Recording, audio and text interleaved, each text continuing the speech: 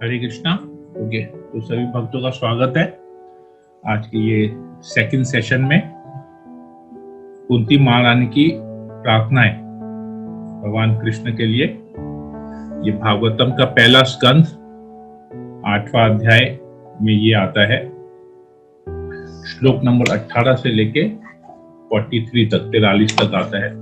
तो हमने कल 2 श्लोक कवर किए, 18 और 19। हम मंगलाचरण कर लेते हैं पहले, उसके बाद फिर हम लोग इसको आगे पढ़ेंगे। आज श्लोक नंबर 20 से हम लोग आगे चर्चा करेंगे इसके बाद में।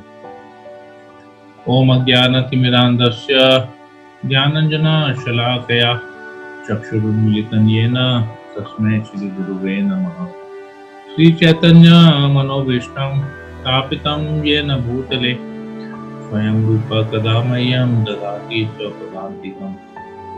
वन्देऽहं श्रीगुरु श्रीयुतापदकमलं श्रीगुरुवैष्णवांश्च श्रीरूपं साग्रजातं सहगणा रघुनाथान्वितं तं सजीवं साद्वैतं सावधूतं परिजनसहितं कृष्णचैतन्यदेवं श्रीराधा कृष्णपादान् सहगण ललिता श्रीविशाखान्वितांश्च नमो विष्णुपदाय कृष्णप्रेष्ठाय भूतले श्रीमते भक्ति वेदांत स्वामिनिति नामिने। नमस्ते सरस्वती देवे गौरवाणी प्रचारिणे निर्विशेष शून्यवादी पाश्चात्य देशतारिणे। हे कृष्ण करुणा सिंधो दीनबंधो जगतपते गोपेश गोपिकाकांत राधाकांत नमस्ते। तप्त कांचन गौरांगी राधे वृंदावनेश्वरी कृष्णानुसुते देवी प्रणमामि हरिप्रिये। नीलाचल निवासाय नित्याय परमात्मने बलभद्र सुभद्राम्यं जगन्नाथाय ते नमो महावदन्याय कृष्ण प्रेम पदार्थे कृष्णाय कृष्ण चैतन्य नामने गौरते नमः। वाञ्छा कल्पतरुभ्यश्च कृपा सिन्धुभ्यैव च पतितानां पावनेभ्यो वैष्णवेभ्यो नमो नमः। जय श्री कृष्ण चैतन्य प्रभु नित्यानंद श्री अद्वैत गदाधर श्रीवासादि गौर। हरे कृष्णा कृष्ण कृष्ण हरे हरे, हरे राम राम राम मंगलाचरण की जय। ओके, हरे कृष्णा। तो हम लोग श्लोक नंबर 20 आज उच्चारण करते हैं। कुंती महारानी कहती है, तथा परमहंसानां मुनीनाम् अमलात्मानं भक्ति योग विधानार्थं कथं पश्येमहि स्त्रिया। तथा परमहंसानां मुनीनाम् अमलात्मनां भक्ति योग विधानार्थं कथं पश्येमहि स्त्रिया। अनुवाद, आप उन्नत अध्यात्मवादियों तथा आत्मा और पदार्थ में अंतर करने में सक्षम विचारकों के हृदयों में भक्ति के दिव्य विज्ञान का प्रसार करने के लिए स्वयं अवतार लेते हैं। तो भला फिर हम स्त्रियां आपको किस तरह पूर्ण रूपेण जान सकती हैं। कुंती महारानी यहाँ कहती है कृष्ण को कि जो लोग अध्यात्मवादी हैं, जो स्पिरिचुअलिस्ट हैं, और किस प्रकार के स्पिरिचुअलिस्ट, जो आत्मा और पदार्थ मतलब स्पिरिट एंड मैटर के बीच में, आत्मा और शरीर के बीच में अंतर जानते हैं, वैसे लोगों के हृदय में भक्ति प्रदान करने के लिए आप अवतरित होते हैं। तो इतने हाईली क्वालिफाइड लोगों को आप भक्ति प्रदान करते हैं, तो हम जैसी स्त्रियां जो है, हम आपको किस प्रकार जान सकती हैं। तो ये प्रश्न बहुत महत्वपूर्ण है। इसमें हालांकि कुंती महारानी इस प्रश्न में कहती कि स्त्रियां आपको कैसे जान सकती हैं। आप तो इतने महान अध्यात्मवादियों के हृदय में आप आते हैं भक्ति का प्रदान, भक्ति को स्थापित करने के लिए उनके हृदय में। मतलब कुंती महारानी यहाँ पर कह रही है कि वो स्त्री है, और स्त्री होने के कारण वो लेस इंटेलिजेंट या अनइंटेलिजेंट है अध्यात्मवादियों के कंपैरिजन में, पुरुष के कंपैरिजन में। तो वो कैसे जान पाएगी? तो यहाँ पर कुंती महारानी बहुत विनम्र भाव से, अपने आप को बहुत विनीत भाव से भगवान से प्रार्थना कर रही है। तो इस प्रार्थना का दो मतलब है। एक तो कुंती महारानी प्रार्थना कर रही है कि भगवान उनके ऊपर कृपा करे ताकि वो भगवान को जान पाए। और जिस प्रकार हमने पहले 2 श्लोक में पढ़ा, तो इससे कुंती महारानी कितनी इंटेलिजेंट है वो भी पता चलता है। हालांकि वो बता रही है कि वो कितनी अनइंटेलिजेंट है, परंतु अगर हम लोग देखें, कुंती महारानी एक्चुअली बहुत परम बुद्धिमान है, क्योंकि वो जानती है कि कृष्ण भगवान है। तो हम लोग अभी एक एक वर्ड इसका, जैसे मैंने कल भी कहा था कि इस श्लोक का, इस प्रार्थना का एक एक शब्द इतना महत्वपूर्ण है कि एक एक शब्द के ऊपर में हम लोग का एक एक क्लास हो सकता है, इतना महत्वपूर्ण है। कि कुंती महारानी कहती है, सबसे पहला शब्द आता है परम हंसा नाम। तो परमहंस कौन है ये समझना जरूरी है। तो हंस, परम मतलब जो सबसे उच्च कोटि के होते हैं व्यक्ति, उनको परम कहते हैं, सबसे उच्च कोटि के। और हंस, हंस एक पक्षी का नाम है। और हंस की खासियत ये है कि अगर आप हंस को पानी में दूध मिक्स करके दे देंगे तो हंस उसमें से पूरा दूध पी जाएगा और पानी ऐसे का ऐसे ही रह जाएगा। तो देखिए कितना क्वालिटी, कितना हाई क्वालिटी है ये हंस का, कि उसको पता है क्या असली चीज क्या है और मिथ्या चीज क्या है। रियल वैल्यू उसको पता है। वो पानी में से दूध को ग्रहण कर देगा, जल में से दूध को ग्रहण कर देगा और जल को, पानी को ऐसे ही छोड़ देगा। तो ये परमहंस किसको कहा गया है? यहाँ पर परमहंस ये जानते हैं कि हम लोग जो यहाँ पर आते हैं, हम लोग इस पृथ्वी में जब आते हैं या इस मटेरियल वर्ल्ड में, भौतिक जगत में जब हम आते हैं, तो हम एक शरीर धारण करते हैं। पर वो शरीर जो है हमारा वास्तविक स्वरूप नहीं है। हम वास्तव में एक आत्मा है जो अपने कर्म फलों के लिए एक किसी प्रकार का शरीर हम धारण करते हैं। और उस शरीर में रह के हम उस शरीर से संबंधित जो कार्य होते हैं वो करते हैं, परंतु हम शरीर नहीं है। वो शरीर का वैल्यू तब तक है जब तक उस शरीर में आत्मा विद्यमान है। जैसे ही आत्मा उस शरीर से निकल जाती है, शरीर का कोई मोल नहीं रहता। तो परमहंस ये जानते हैं, जिस प्रकार हंस दूध और पानी में, वो दूध पूरा पी लेता है, पानी को छोड़ देता है, उसे पता है कि वास्तविक चीज, किस चीज का मूल्य है, किस चीज का मोल है, किस चीज की वैल्यू है, कौन सा सुपीरियर कौन सा इंफीरियर है। उसी प्रकार जो परमहंस व्यक्ति होते हैं उनको पता है वो क्या करते हैं। उनको भौतिक और आध्यात्मिक जीवन में अंतर पता है।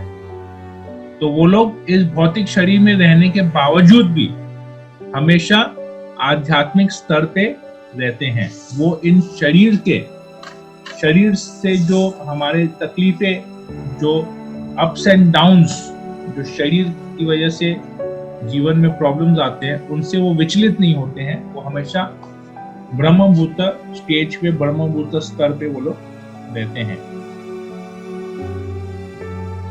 तो ये भक्ति योग परमहंस लोग भी कर सकते हैं। जो इस लेवल पे आ जाते हैं, स्तर पे आ जाते हैं, भक्ति केवल उनके लिए ही संभव है। आगे कहते हैं, अगला वर्ड है मुनि नाम। मुनि नाम, अमलात्म नाम। तो मुनि नाम, जो मुनिये हैं, ज्ञानी, जो बहुत ज्ञानी व्यक्ति होते हैं, जो ब्रह्मभूत स्तर पे रहते हैं, लिबरेटेड स्टेट में रहते हैं, उनको मुनि कहा जाता है। और अमलात्म नाम, अमलात्म नाम का 2 वर्ड है, 2 मीनिंग है, मतलब ब्रेकअप करेंगे। सबसे पहले आता है अमल, अमला। एक होता है मल। मल का मतलब कंटैमिनेशन और अमल का मतलब नो कंटैमिनेशन। तो जो लोग इस कंटैमिनेशन से, इस भौतिक जगत के कंटैमिनेशन से मुक्त हैं, वैसे लोग क्या जानते हैं? आत्मा नाम। वो लोग जानते हैं कि शरीर क्या है, आत्मा क्या है, उसके बीच में जो डिफरेंस है वो लोग ये जानते हैं। तो परमहंस और मुनि, जो परमहंस है और जो मुनि है वो ये जानते हैं, शरीर और आत्मा के बीच में उनको अंतर पता रहता है। जो आत्मा और पदार्थ, what is spirit, what is matter, उनको अच्छी तरह से पता रहता है। तो इनको यहाँ पर अमल क्यों कहा गया है? जिनके वहां पर अमलात्मा नाम, मल मतलब कंटैमिनेशन, अमल मीन्स नो कंटैमिनेशन। तो ये कंटैमिनेशन, ये मल है क्या? ये मल भी हमको समझना है कि ये मल हमारे अंदर में जो ये मल है, ये वास्तविक मल क्या है। तो प्रभुपाद जी बताते हैं तात्पर्य में कि ये गंदगी, ये जो मल है, ये जो गंदगी है, ये वास्तव में और कुछ नहीं है, ये काम और लोभ है। जो हमारी काम वासना है, जो हमारे भोग करने की जो वासना है, भोग करने की जो प्रवृत्ति है, अपने इंद्रियों की तुष्टि के लिए जो हम बार बार भोग करते हैं, हर योनि में जाके भोग करते हैं, विभिन्न प्रकार का शरीर धारण करके हर एक उस शरीर में जाके उस शरीर के हिसाब से जो हम भोग करते हैं, वो भोग करने की प्रवृत्ति, वो एक गंदगी है। और इतना ही नहीं, केवल भोग नहीं, जितना भी हम भोग करते हैं, हमारे भोग करने की लालच जो है वो और बढ़ जाती है। हम देखते हैं जैसे बहुत धनी व्यक्ति होते हैं, उनका इतना धन रहता है, परंतु और भी धन कमाने का उनमें हमेशा लालच, लोभ हमेशा रहता है। आज हमारे सामने इतने प्रकार के, जैसे हम कभी कोई शॉपिंग करने जाते हैं, कपड़ों का शौक होता है, इतने सारे कपड़े होते हैं, फिर भी कहीं पर भी कुछ नए कपड़े देखते हैं, कुछ नया फैशन देखते हैं, उसको लेके अपने वार्डरोब में सजा देते हैं। भले उसको पहनने का अवसर आए नहीं आए, चाहे साल में एक ही बार पहने, परंतु जैसे वो आएगा तो हमको उसको लेना है। तो ये सब लोभ है, इंद्रिय तृप्ति के लिए करते हैं हम। तो ये काम और लोभ, ये हमारे अंदर का मल है, गंदगी है। तो जब ये काम और लोभ छूट जाता है, तब हम भक्ति के उस स्तर पे पहुंच सकते हैं जहां पर हम केवल आध्यात्मिक दृष्टि से प्रगति कर पाएंगे। ये भौतिक प्रगति के हम इस कर्म बंधन में फंसेंगे, और आध्यात्मिक प्रगति हम करेंगे तो इस कर्म बंधन से मुक्त हो जाएंगे, इस शरीर के बंधन से मुक्त हो जाएंगे। तो कहते हैं, कुंती महारानी कहती है, तो ऐसे जो परमहंस हैं, ऐसे जो मुनि हैं, ऐसे जो अमलात्मनाम व्यक्ति हैं, जिनके हृदय में किसी प्रकार का कोई प्रदूषण नहीं, जो प्योर है, एकदम शुद्ध स्तर के लोग हैं, उन लोगों को भक्ति योग, अगला लाइन आता है, भक्ति योग, उनके हृदय में भक्ति जागृत करने के लिए आप यहाँ पर आते हैं। तो ये Bhakti Yoga, science of devotional service, Prabhupada ji यहाँ पर वर्ड टू वर्ड मीनिंग में लगते हैं। तो कहते हैं कि ऐसे लोगों के लिए हृदय में जब आप भक्ति के लिए आते हैं, तो मैं तो एक स्त्री हूं, कथम पश्येयम ही स्त्रियम, मैं तो एक स्त्री हूं, तो मैं कैसे, कथम कैसे, पश्येम कैसे मैं जान पाऊंगी आपको, मैं तो स्त्री हूं। स्त्रियों के बारे में भगवान भगवत गीता में 9वें अध्याय में 32 नंबर श्लोक में कहते हैं, मामि पार्थ व्यपाश्रितये येऽपि स्युः पापयोनये स्त्रियो वैश्यस् तथा शूद्रास् एपि यान्ति पराम गतिम्। पापयोनय, स्त्री, वैश्य तथा शूद्र, ये चारों एक ही कैटेगरी में आते हैं। पाप योनि मतलब जो अधम, जिनका बहुत निम्न कुल में जन्म होता है, उसके साथ स्त्री, फिर वैश्य मतलब जो बिजनेस क्लास, मर्केंटाइल क्लास, और जो शूद्र जो लेबर क्लास होता है, ये चारों को एक ही कैटेगरी में भगवान लेते हैं। क्यों? क्योंकि ये चारों लोगों में, ये लोग अनइंटेलिजेंट कैटेगरी में आते हैं। लेकिन कृष्ण कहते हैं कि ये जो चारों लोग हैं, कहते हैं कि हे पृथा पुत्र, माम ही पार्थ व्यपाश्रितया। तो ये जब 4 लोग मेरी शरण ग्रहण करते हैं, माम व्यपाश्रितया, ये लोग जब मेरे शरण ग्रहण करते हैं तो वो भले ही पाप योनिया, निम्न निम्न योनि में उसका जन्म हुआ हो, स्त्री के शरीर में उनका जन्म हुआ हो, वैश्य, भले वो वैश्य में वर्णाश्रम के हिसाब से वो वैश्य कुल में क्यों ना हो, तथा वो शूद्र में क्यों ना हो, वो अगर भक्ति करते हैं, मेरी शरण ग्रहण करते हैं, तो उनको यान्ति पराम गतिम, उनको परम धाम तक वो लोग जो है पहुंच सकते हैं। कैसे? अगर वो लोग मेरी शरण ग्रहण करते हैं। तो इधर कुंती महारानी पूछती है कि आप तो इन लोगों के लिए आते हैं, तो मैं कैसे जो है स्त्री होके आपको समझ पाऊंगी? तो इधर कैसे ये संभव है? तो इसका उत्तर भगवान गीता में बताते हैं कि कैसे ये संभव है। 10th चैप्टर में 11 नंबर श्लोक में भगवान बताते हैं, तेषाम एवनुकंपार्थम अहम अज्ञानजम तम नाशयामि आत्मभवस्ति ज्ञान दीपेन भास्वता। कहते हैं कि मैं इनके हृदय में, जो लोग मेरी भक्ति करते हैं, तेषाम एवानुकंपार्थम, मैं अपनी कृपा से, मैं विशेष कृपा इनके ऊपर करता हूं। ज्ञान दीपेन भास्वता, इनके हृदय में मैं स्थित रह के इनके हृदय में ज्ञान का दीपक जलाता हूं, और अज्ञान का जो अंधकार है, जो तमोगुण है, अज्ञान है उनके हृदय में, वो जिससे दूर होता है। तो कुंती महारानी इस प्रश्न से, ये बहुत इंपॉर्टेंट क्वेश्चन है, हमारे समझने योग्य ये है। इसको अगर हम समरी करना चाहते हैं तो कहते हैं कि जो लोग, ऐसा नहीं है कि भगवान नहीं ढूंढ रहे हैं कि अगर ये बहुत आध्यात्म स्तर पे है, ब्रह्मभूत स्तर पे है, तो मैं इसके ऊपर कृपा करूंगा।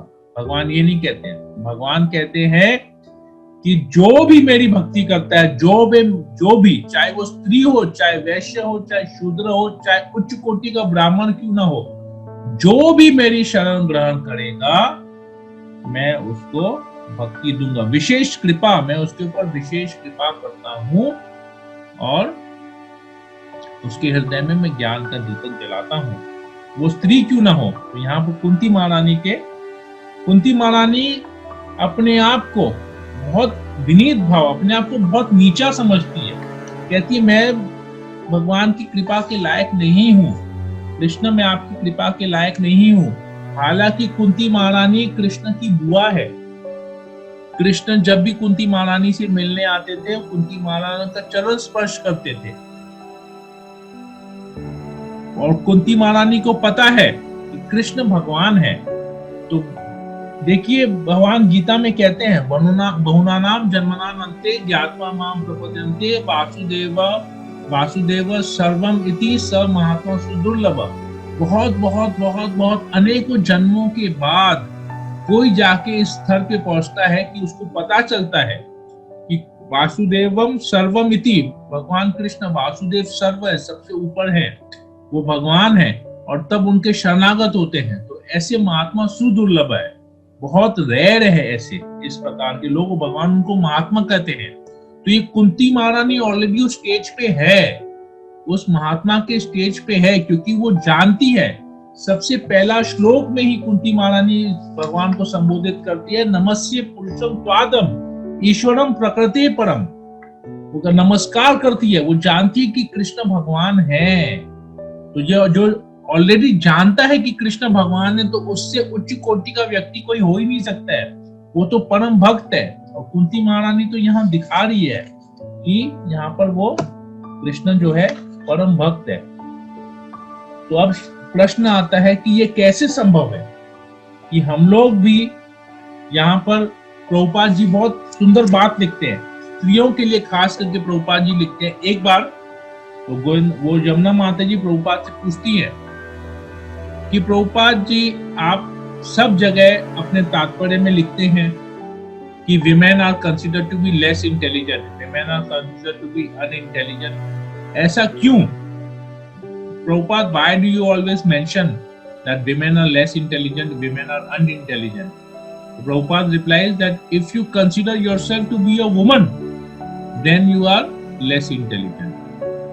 तो प्रभुपाद जी बोलते हैं कि अगर तुम अपने आप को एक स्त्री समझती हो तो तुम वाकई में तुम्हारी कम बुद्धि है, तुम अल्प ज्ञानी हो, क्योंकि अपने आप को शरीर समझना ही अल्प ज्ञान में आता है। हम शरीर नहीं आत्मा है। तो ये वास्तविक स्थिति हमको कभी भूलनी नहीं चाहिए। जीवेर स्वरूप होय कृष्णेर नित्यदास, तो ये स्वरूप हमको कभी भूलना नहीं चाहिए।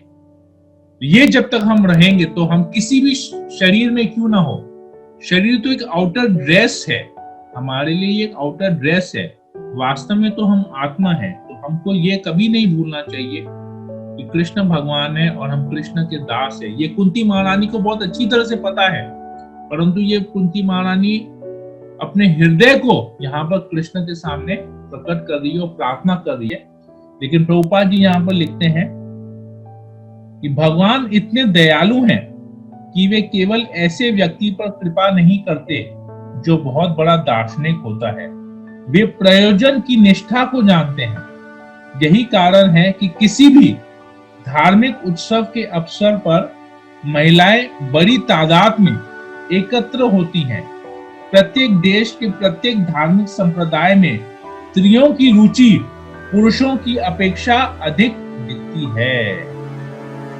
तो भगवान की सत्ता की स्वीकृति की यह सरलता निष्ठाविहीन धार्मिक दिखावे से कहीं अधिक प्रभावोत्पादक है।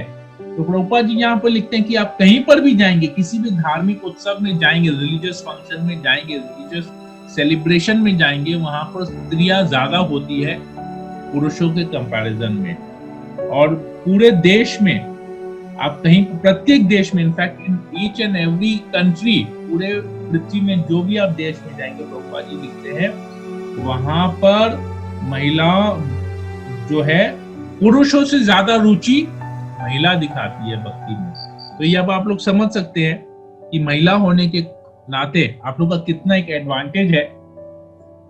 क्यों? क्योंकि आपको इसके लिए बुद्धिमान होने की जरूरत नहीं है, आपको पढ़ाई लिखाई करने की जरूरत नहीं है।